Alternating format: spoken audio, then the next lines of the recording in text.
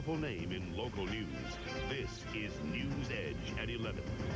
Our Fox focus tonight is on a company with local ties that has developed a product that could save lives in combat. It's not a weapon, but may prove to be just as important on the front lines. Fox 13's Mark Wilson has our exclusive story.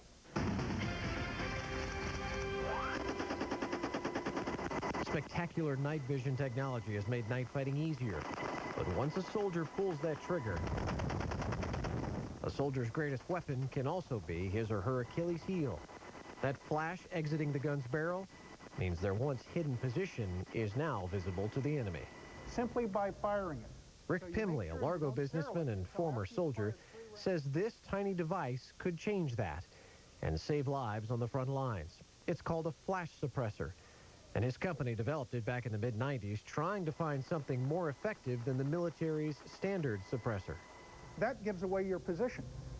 With the Vortex, you regain the night.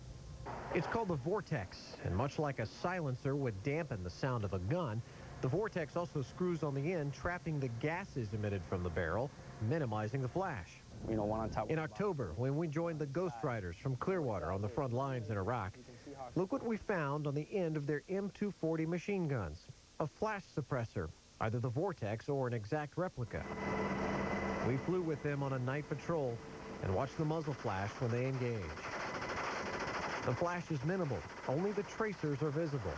Rick says his company sent the Ghost Riders Vortexes to test them, but it's not standard equipment by any means. We wanted to see the difference with and without in a controlled environment. So we met Rick at Knight's shooting range in Pinellas Park. First, an M4 without the Vortex. The flash is obvious, so he screws on the Vortex. Now you be the judge. Then another weapon, an AR-15, similar to an AK-47. First, without it. Then he loads the Vortex and turns out the lights again. This time, it's even more dramatic and much less visible.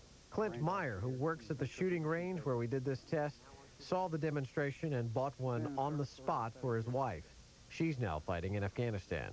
Still, it's something only a fraction of our soldiers are using. I mean, my God, the government price is $31 on these things, and they will save lives. Mark Wilson, Fox 13 News.